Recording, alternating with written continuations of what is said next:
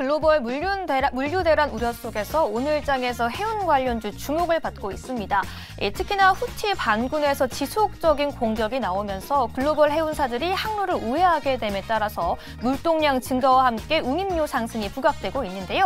오늘장 해운 관련주 장 초반의 상승분은 일부 반납하는 모습 나와주고 있지만 여전히 그 상승세 나와주고 있습니다. 흥하해운 같은 경우에 오늘장에서 8.5% 상승하면서 가장 큰 상승폭 보여주고 있고요. 대한해운 3.3%, STX 그린로지스 4.56% 상승하고 있고 상대적으로 무겁게 움직여주던 HMM 같은 경우에는 매각 자금 이슈 속에서도 오늘장 5% 가까운 상승세 계속해서 유지되고 있습니다. 하지만 해운 관련주 같은 경우에는 최근 유가 하락, 운임료 상승 등 다양한 재료를 통해서 급등하기도 했었지만 하루 만에 재료가 소멸되는 이슈도 있었는데요. 과연 오늘의 이 상승 얼마만큼 유지될 수 있을까요? 고수님들 알려주시죠. 해운주들은 얼마 전까지만 해도 이제 물동량, BDI 지수의 강세, 정말 바닥권에서 급격하게 정말 브레이크스루를 이렇게 하면서 주가가 많이 올랐습니다. 근데 그러다가 좀 주춤하는가 싶더니 다시 한번 새로운 소식이 있는데 지금 해상 물류 대란이 벌어지고 있다. 그 배경은 이스라엘과 그 하마스 간의 분쟁 때문인데 이게 뭐 어떤 연관관계가 있고 뭐 어떤 상황인 겁니까? 저 또 수에즈 운하 또 공부했지 않습니까? 수에즈 운하 공부하고 오셨어요? 좀 알려주시죠. 수에즈 운하가 보통 보면 이제 그 200m 이렇게 폭 이렇게 있으면 여기를 이제 보통 이제 화물선들이 지나가면서 그래서 이제 그 화물의 이제 그 효율성을 높이는 그런 운하였는데 2021년 기억해 보시면 에버기븐이라는 그 엄청 큰 화물선이 옆으로 막아버려가지고 6일 동안 이게 막혔던 그 사고가 있었습니다. 그러니까 그 스웨즈 운하가 그때도 어떻게 됐어요? 전반적으로 전 세계 물동량이 굉장히 혼선이 빚어졌지 않습니까? 지금 2023년이 됐는데 이번에는 똑같이 또 스웨즈 운하인데 여기서는 이제 지나가는 배에다가 이제 총을 쏘거나 이렇게 해서 위협을 가하는 겁니다. 그러니까 누구냐 했더니 예멘입니다. 예멘의 후티 반군이라고 하는데 예멘의 후티 반군이 하마스 그리고 그러니까 이스라엘 팔레스타인 전쟁에서 후티 반군은 팔레스타인의 편을 들고 있는데 네. 그래서 이런 쪽에 있는 이거와 관련해서 어떤 시위성으로 여기 지나가는 수에즈 운하에 지나가는 그런 배들을 계속해서 공격한다. 이런 이야기 나오니까 어떻게 하겠어요? 그러니까 그 많은 그 해운사들이 이제는 55척의 배가 이미 희망봉 다른 쪽으로 우회해서 돌아간단 말이죠. 그러면 그동안 싸게 지나갔던 것들을 비싸게 돌아가야 되니까 네. 물동량이 어떻게 되겠어요? 늦게 도착하게 되고 그만큼 또 운임이 올라가고 이런 현상이 지금 벌어지고 있는 겁니다. 근데 그러면 뭔가 해운주에 안 좋은 악재 아니에요? 이게 이제 물동량이 막히거나 이렇게 네. 하면 어떻게 되겠습니까? 가격은 올라가니까. 네네. 그래서 BDI 지수나 이런 것들 생각해 보면 계속해서 올라가는 여러 다양한 이유가 있습니다만 지금 현재 이런 국제 분쟁과 관련된 이슈도 여기에 어느 정도 영향을 미치고 있다. 이렇게 정리할 수 있겠습니다. 알겠습니다. 오늘의 해운주 각 종목별로 혹시 뭐 다른 이슈가 있나요? 임순재 고수님? 다 이 이슈에 의해서 주가가 움직이는 걸까요? 일단 뭐 그게 제일 크다라고 보여지고요. 그러다 보니까 이제 가장 중요한 게 이제 해상 운임이다라고 보시면 되는데 SCFI 지수가 이게 후티 반군의 이제 공격 이후에 좀 상승하고 있다라고 보시면 되겠습니다. 뭐 지난 12월 15일 기준으로 보면 1,093포인트를 기록을 했는데요. 뭐 지난달 11월 24일 날 993포인트였으니까 뭐 지금 한 20일 정도에 한 100포인트, 그러니까 10% 정도 상승을 했다라고 보시면 될 것 같습니다. 특히 뭐 일부 HMM 같은 경우도 지금 수에즈 운항을 하지 않고 희망봉으로 이제 돌아가겠다라고 지금 발표한 상황이니까 이제 각 회사, 그러니까 해운사들이 아마 대형사들은 아마 운임을, 우회를 할 걸로 예상이 되고 있고요. 네, 그렇다라고 하게 되면 이제 우회하면 보통 이제 선박이 운행 기간이 7일에서 한 10일 정도 더 늘어납니다. 그러니까 이에 따라서 관련된 이제 해상 운임이 좀 더 증가할 가능성은 충분히 있다라고 보여지고요.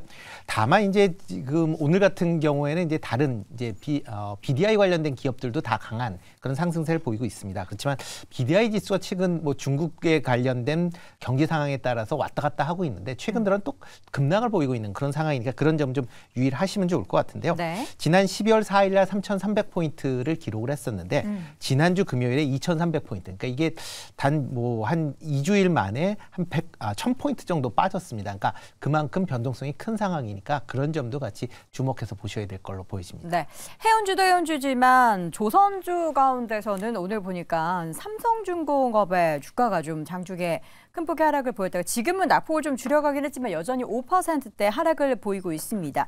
이게 보니까 SK해운에 3,700억 넘는 배상을 한다라고 하거든요. 혹시 관련 내용 들으셨어요? 예, 이제 들었는데요. 네. 이 돌발적인 사태 이런 거 나오면은 일단 맞고 봐야 되는 거죠. 일단 맞고 네, 거래량도 많이 터졌고 네. 금액으로 따지면 3,700원이면 우리 시가총액의 한 5%니까 딱 그 정도 주가가 빠지고 있는 거거든요. 아, 그러네요. 근데 이제 나중에 이게 관련되는 게 뭐 혼자 한 게 아니고 SK 뭐 한국가스공사도 관련되고 여러 가지 뭐 그러는데 누구한테 구상 청구를 한다든지 이게 나중에 이게 이렇게 다시 이렇게 메이크업 할 수 이렇게 그런 게 되돌릴 수 있는 게 있는지 모르겠는데 일단은 오늘 거래량이나 아니면 금액의 그 큰 정도 예상하지 않았던 거 아니겠어요? 그러면 이 정도 빠지는 거는 어쩔 수 없는 거라고 봅니다. 알겠습니다.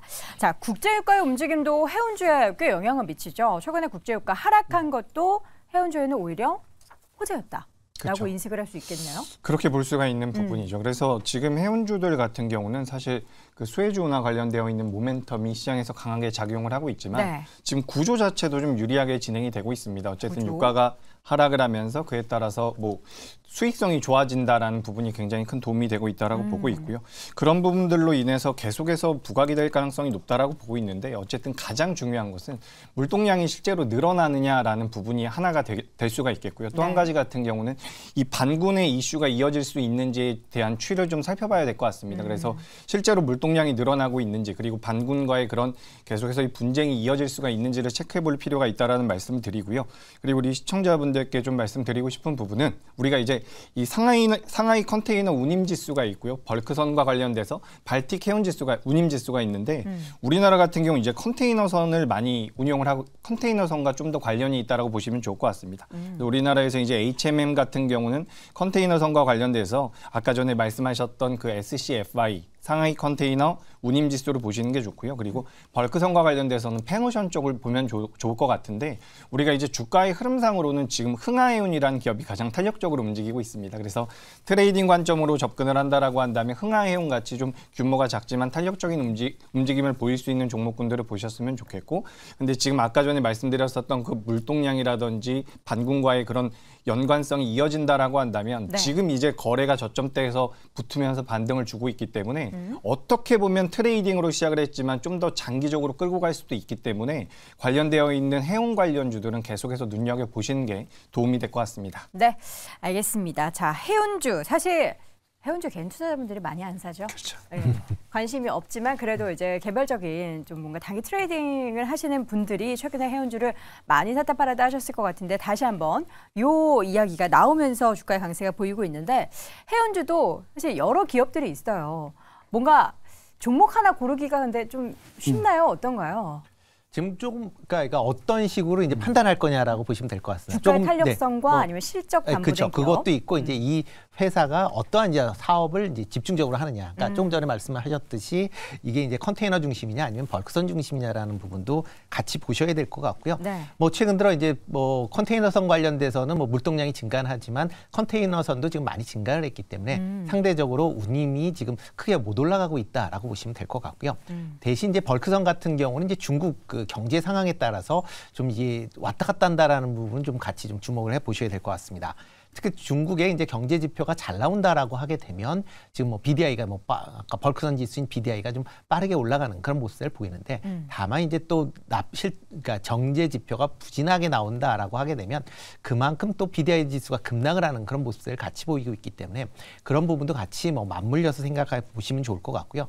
뭐 중국 같은 경우도 경제가 어느 정도 지금 바닥권에 있다. 뭐 추가적으로 더 빠지진 않지 않을까라는 생각을 한다라고 하게 되면 BDI 관련된 그런 벌크선 기업 중심으로 아마 관심을 가지시는 게 지금 상황은 좀 더 맞지 않을까 싶습니다. 알겠습니다. 종목으로 꼽는다면 뭐가 있어요? 대표적인 벌크선 관련해서? 뭐 펜오션이 뭐 대표적이다라고 보시면 돼요. 펜오션이나 뭐 대한해운. 네. 대한해운, 펜오션을 말씀해 주셨습니다. 펜오션 현재 주가 1.37% 강세 보이고 있고요. 대한해운도 현재 주가는 3%대 강세 보이지만 장중에 또 상승폭을 다소 좀 축소를 했다는 부분도 함께 체크해 보시기 바랍니다.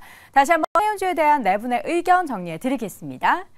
자, 먼저 김장렬 고수 단기 트레이딩의 영역이다. 박수호 고수는 국제 분쟁이 기회가 될 수도 있다. 임순재 고수 물동량 증가 여부에 주목해 보아라. 이재규 고수는 일단 트레이딩으로 시작하자라고 의견을 남겼습니다.